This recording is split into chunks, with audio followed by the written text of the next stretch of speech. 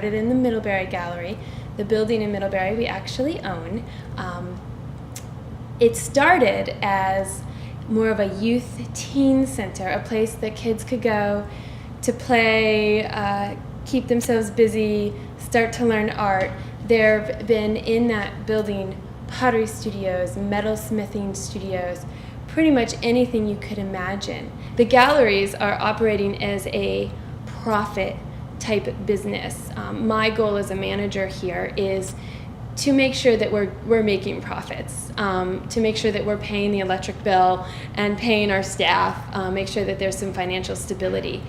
Once we've gained those profits, any profits made, then feed the craft schools to help provide new and different and exciting classes that we can take a risk on, classes we aren't sure if they're going to run, but let's go ahead and try it. We can provide scholarships. That's really the reason that we have the galleries. Being a nonprofit comes from that education piece and the fact that our galleries really are feeding into the craft schools. So even when there are profits, we don't see them as quote-unquote profits. They go and feed another piece of our mission. Frog Hollow's kind of gone more towards tourism right now, and we really want to get back to our original purpose, which was education and working with the community. And one of the ways that we're doing that here in Middlebury is this summer we're trying to have an outdoor theater. In our original charter, performing arts was also incorporated, as well as craft and all the different artistic mediums. We had performing arts, which was kind of ignored for a long time. So we're putting a stage outside in our alley.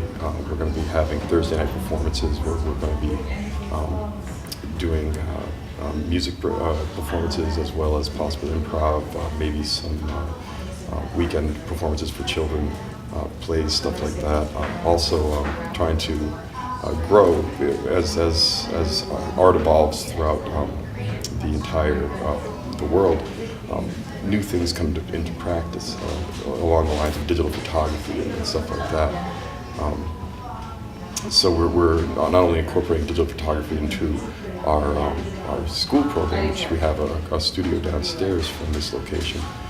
We're also trying to also broaden our galleries sales and the things that we carry. So outside in our outdoor theater, we're also possibly going to be having Vermont artists who create film.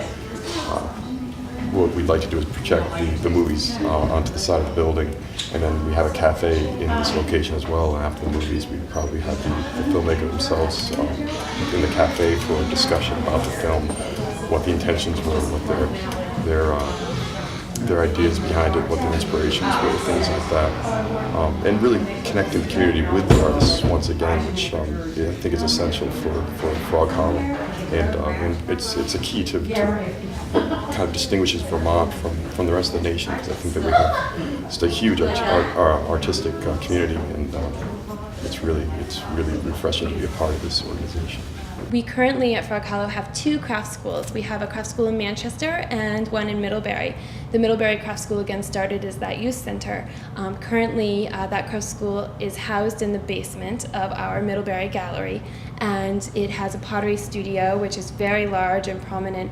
We offer classes from pottery, for example, from toddler to adult, and we also offer knitting, jewelry making. We've offered glass blowing in the past, printmaking. A variety of art mediums are open to our students. In Vermont, everyone somewhat knows that the artistic and the craft community is really well represented in Frog Hollow. And so our jury process is essential. All of our artists are juried in. We have they're juried by a selection of their own their peers, and the unique thing about our jury process is that we encourage people, even if they don't are not accepted, that they continue to work, and we give them a lot of feedback and try to give them the most positive experience possible. The first time that I tried to get juried into Frog Hollow was probably about 8 years ago, and I didn't even get through the first part of the process, which was disappointing. But again, it was just something that made me stronger. And so the second time that I juried was about a year and a half ago, and it was hard. It was like being on a job interview, and you're sitting at a table with your work out on the table. So basically, you're out there on the table, and there are like 5 or 6 other artists that were there. We all had our work out, and so it was really kind of an intimidating experience, actually. Just kind of having to put it all out there, and then having the jury, all these experts, kind of ask you questions about your process, and not really kind of giving much feedback, or even it was even hard to read them, like their body expressions and their faces and all that. So it was a really, really tough thing. And as I was leaving, it was in Middlebury, so I had an hour to drive and be in my head alone, on the way back. And I was kind of like, I'm never going to get in there.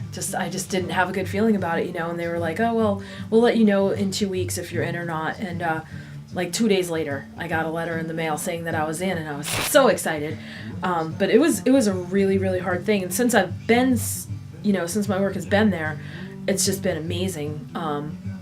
The people that are managing the galleries now are really pretty fabulous. They do a really, really nice job displaying my work. What we're looking for is the highest quality and craftsmanship of Vermont-made craft.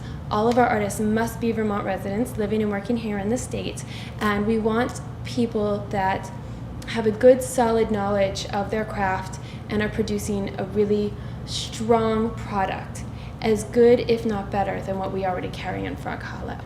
Once artists have been accepted into Frog Hollow, they work with the managers. There are 3 galleries that are open for sales.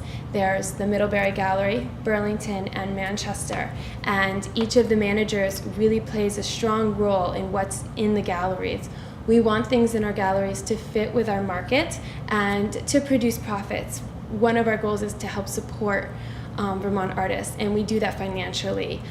All of our artists come in on a commission basis. So what they do is it's a consignment type of relationship. They bring us their work, we get it into our inventory system, and from there it goes out on the floor. Once an item sells, the artist will get paid for the items that have sold. Jolene especially has just been amazing to work with. She's just so great. Whenever they need more stuff, they call me. They're not like a lot of other galleries I work with where I have to call them and kind of ask them if they need more stuff. And the display is great, and they're awesome to work with. I love them, and I love that it's only Vermont stuff. It's been great.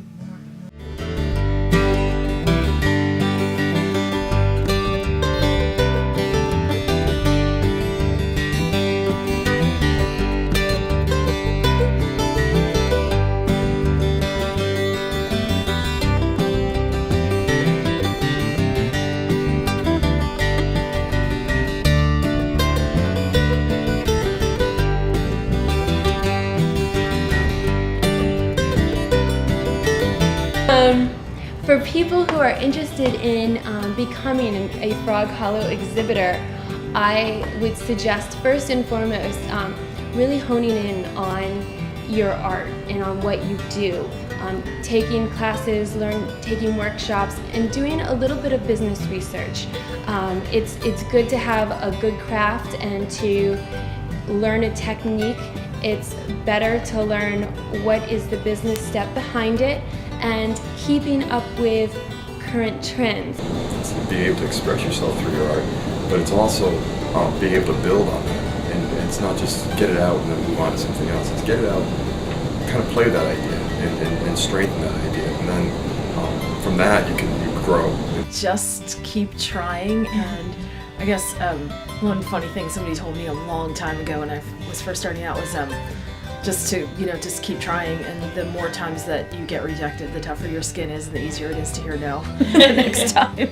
So not to take no as such a bad thing, but kind of